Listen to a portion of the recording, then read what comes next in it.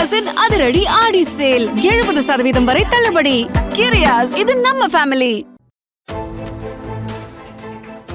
மாநிலத்தின் கல்வி உரிமை, சமூக நீதி, லட்சக்கணக்கான கிராமப்புற மாணவர்களின் எதிர்காலம் தொடர்பான நீட் தேர்வு எதிர்ப்பு தனி தீர்மானம் தமிழ்நாடு சட்டமன்ற பேரவையில் முன்மொழியப்பட்டு விரிவாக விவாதிக்கவும் பட்டது. மக்கள் நல்வாழ்வுத்துறை அமைச்சர் அருண்ராஜ் நீட் தேர்வுக்கு எதிரான தனி தீர்மானத்தை முன்மொழிந்து உரையாற்றினார். ஒரு மாணவர் 12 ஆண்டுகள் பள்ளியில் கற்ற கல்வியை விட ஒரே நாளில் நடைபெறும் ஒரு தேர்வு அவரது எதிர்காலத்தை தீர்மானிப்பது எந்த விதத்திலும் நியாயமாகாது என்றும், மருத்துவ கல்வி என்பது வியாபாரம் அல்ல, அது மனித உயிர்களை காப்பாற்றும் உன்னத பணி என்றும் தெரிவித்தார். ஒரு தினக்கூலி தொழிலாளியின் குழந்தையோ, கழனியில் வேர்க்க விறுவிறுக்க உழைக்கும் விவசாயியின் குழந்தையோ அதே லட்சங்களை அள்ளி கொடுத்து கோச்சிங் போக முடியுமா என்றும் அவர் கேள்வி எழுப்பினார். பொருளாதார வளம் கொண்ட குடும்பங்களைச் சேர்ந்த மாணவர்களுக்கு இது கூடுதல் வாய்ப்பை வழங்குகிறது. ஆனால் அதே சமயம் கிராமப்புற மாணவர், அரசு பள்ளி மாணவர், தினக்கூலி தொழிலாளியின் குழந்தை அல்லது விவசாயியின் குழந்தை அதே அளவிலான பயிற்சியை பெற முடியுமா என்பதுதான் தமிழ்நாடு எழுப்பும் அடிப்படை கேள்வியாகும். சமூக நீதியை பாதிக்கும், சம வாய்ப்பை குறைக்கும், மாநிலங்களின் தனித்துவத்தை புறக்கணிக்கும் எந்த ஒரு முயற்சியையும், எந்த ஒரு தேர்வையும் ஏற்க முடியாது என்பதே இந்த அரசின் நிலைப்பாடாகும்.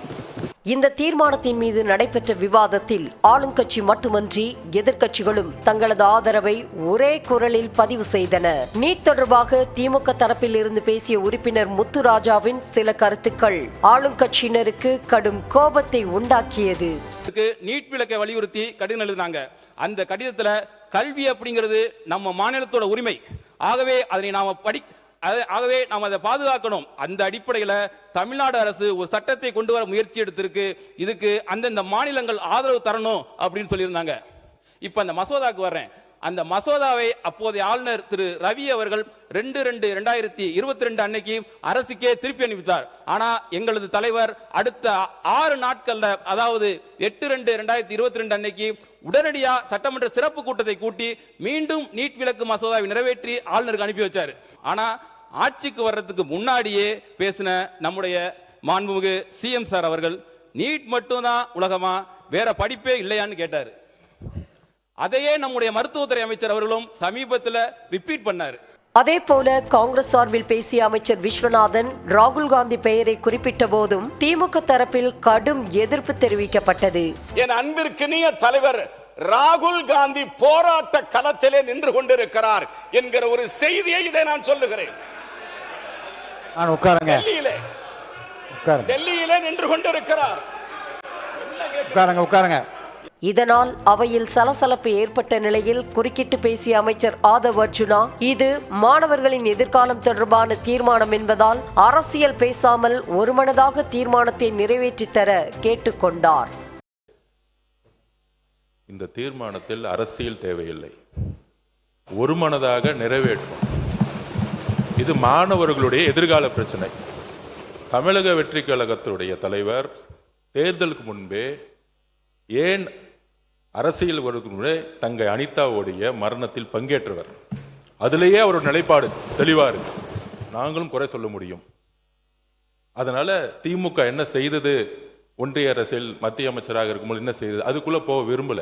இங்க அரசியல் பேச வேண்டாம், பழைய வரலாறை பத்தி பேச வேண்டாம். அதிமுக சார்பில் பேசிய OS மணியன் 2011 முதல் 16 வரை மறைந்த முன்னாள் முதலமைச்சர் ஜெயலலிதா நீட் தேர்வுக்கு எதிராக போராட்டம் நடத்திய சட்ட போராட்டங்களையும் 2017 கொண்டு வரப்பட்ட தீர்மானத்தையும் சுட்டிக்காட்டி தீர்மானத்திற்கு முழு ஆதரவு அளிப்பதாக தெரிவித்தார். 2011 முதல் 2016 வரை தமிழ்நாட்டில் புரட்சி தலைவி அம்மா அவர்கள் சட்ட போராட்டம் நடத்தி தமிழகத்திற்கு நீட் தேர்விற்கு தற்காலிகமாக விலக்கு பெறப்பட்டது.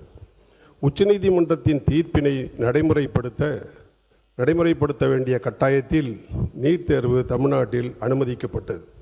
அம்மாவின் அரசு நீட் தேர்வில் இருந்து தமிழகத்திற்கு விலக்கு அளிக்க வேண்டும் என்று 31/1/2017 அன்று சட்டசபையில் ஒருமனதாக தீர்மானம் நிறைவேற்றப்பட்டது. அனைத்து இந்திய அண்ணா திராவிட முன்னேற்ற கழகம் நீட் எதிர்ப்பு கொள்கையில் உறுதியாக இருந்து வருகிறது. இந்த அரசு மீண்டும் நீட் நுழைவுத் தேர்வை ரத்து செய்ய கோரும் அரசினர் தீர்மானத்தை ஆதரிக்கிறது. 2006 நுழைவுத் தேர்வை ரத்து செய்ய கையெழுத்திட்டவர் அன்புமணி என சுட்டிக்காட்டி பேசிய பாமக எம்எல்ஏ சௌமியா, நீட் கொடுமையால் தமிழ்நாட்டில் மட்டும் 50 மாணவர்கள் உயிரை மாய்த்திருப்பதாக தெரிவித்தார். 23 லட்சம் பேர் நீட் தேர்வு எழுதுறாங்க. 1,40,000 தான் எம்பிபிஎஸ் சீட்டே இருக்குது. இதில் பார்த்தீங்கன்னா 720 மார்க் தான். ஆனால் 110 மார்க் எடுத்த ஒரு மாணவர், அதாவது 15% கூட கிடையாது, 110னா 15% தகுதி கூட இல்லை, 40% எடுத்தால் தான் பாஸ்ன்னு சொல்கிறோம். ஆனால் 15% மட்டும் 110 எடுத்த ஒரு மாணவருடைய தந்தை வசதியாக இருப்பதனால டீம்டு யூனிவர்சிட்டியில் சேர்ந்து 30 லட்சம் பணம் கட்டி படிச்சிடுறாங்க. ஆனால் 590 மார்க் எடுத்த ஒரு விவசாயியுடைய மகனோ மகளோ எம்பிபிஎஸ்ல இடம் கிடைக்காம வருஷத்துக்கு கவர்மெண்ட் சீட்டு, பிரைவேட் காலேஜில் கவர்மெண்ட் சீட்டோடைய விலை வந்து 5 லட்சம் தான். அந்த 5 லட்சம் கூட கட்ட முடியாமல் வேற படிப்பு எடுத்து படிக்கிறாங்க. எதற்காக இந்த நீட்டை கொண்டு வந்தாங்க? தரமான மருத்துவ கல்வி. அப்போ 15% வாங்கின மாணவர் மருத்துவர் ஆயிடுறாரு, 50% 80% வாங்கின மாணவர் மருத்துவராக முடியல. வணிகமயமாக்கப்படுவதை தடுக்க வேண்டும். நாங்கள் அப்போ கூட 30 லட்சம் 5 லட்சம் கட்டக்கூடியவங்க எல்லாம் சீட் வாங்கிடுறாங்க. அதை விட அதிகமான கொடுமை பார்த்தீங்கன்னா, நீட் தேர்வுக்காக படிக்கக்கூடிய அந்த அந்த பயிற்சி கட்டணம் 1.5 லட்சம் கோடி ரூபாய். அது மிகப்பெரிய வணிகம் இன்னைக்கு கல்வித்துறையில் நடந்து கொண்டிருக்கிறது. இதெல்லாம் பார்க்கும்பொழுது பார்த்தீங்கன்னா இந்த 2 காரணமே அடிபட்டு போயிடுச்சு. அதனால நீட் தேர்வு என்பது கண்டிப்பாக தேவையில்லை. தீர்மானத்தை எதிர்த்து பேசிய பாஜக உறுப்பினர் போஜராஜன், அரசே பயிற்சி மையம் நடத்தி நீட் தேர்வுக்கு ஊக்கப்படுத்தலாமே என வாதிட அவையில் கூச்சல் குழப்பம் வெடித்தது. இறுதியில் தீர்மானத்தை ஏற்க முடியாது என கூறி பாஜகவின் ஒரே ஒரு எம்எல்ஏவும் வெளிநடப்பு செய்தார். மாணவர்கள் எல்லாம் ரொம்ப ஒன்றும் கம்மி இல்லை, அவங்களும் சிறப்பாக செய்யக்கூடியவர்கள். ஆகவே அவர்களுக்கு ஒரு தரமான நல்ல கல்வியை கொடுத்து அவர்களுக்கும் இந்த பயிற்சி மையங்கள் எல்லாம், ஏன்னா தனியார் மருத்துவ கல்லூரிகள் எல்லாம் பணம் பண்ணுகின்ற ஒரு தொழிலாக இதை பயன்படுத்தி விடக்கூடாது. ஆகவே பணம் படைத்தவர்கள் எல்லாம் அந்த எம்பிபிஎஸ் எல்லாம் போய் சேர்ந்துட முடியும். பணம் இல்லாதவர்கள், ஏழை குழந்தைகள் எங்கே போவாங்க? அந்த ஏழை குழந்தைகளுக்கு இன்று முன்னாள் முதல்வர் மரியாதைக்குரிய எடப்பாடியார் அவர்கள் 7.5% கொடுத்து இன்று பல மாணவர்கள், ஏழை குழந்தைகள் எல்லாம் பள்ளியிலே கல்லூரியிலே சேர்ந்திருக்கிறார்கள். இது மாதிரி ஒரு புதிய திட்டத்தை, நமது மாணவர்களுக்கு உபயோகமான திட்டத்தை, அவர்களை உற்சாகப்படுத்துகின்ற திட்டத்தை என்ன என்று நீங்கள் சிந்தித்து அந்த முறையிலே நீங்கள் செய்தால் நல்லது என்ற எண்ணத்தை தெரிவித்து, இது எங்களுக்கு உடன்படாது என்றதனால் இதை நான் இந்த வாக்களிப்பில் கலந்து கொள்ளாமல் வெளிநடப்பு நடத்துகின்றேன்.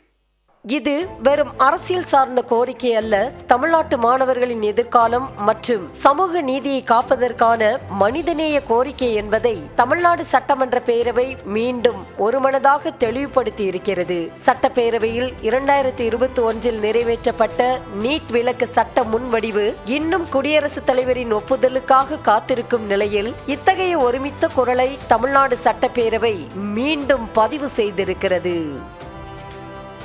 கிரியாஸின் அதிரடி ஆடி சேல் 70% வரை தள்ளுபடி. கிரியாஸ், இது நம்ம ஃபேமிலி.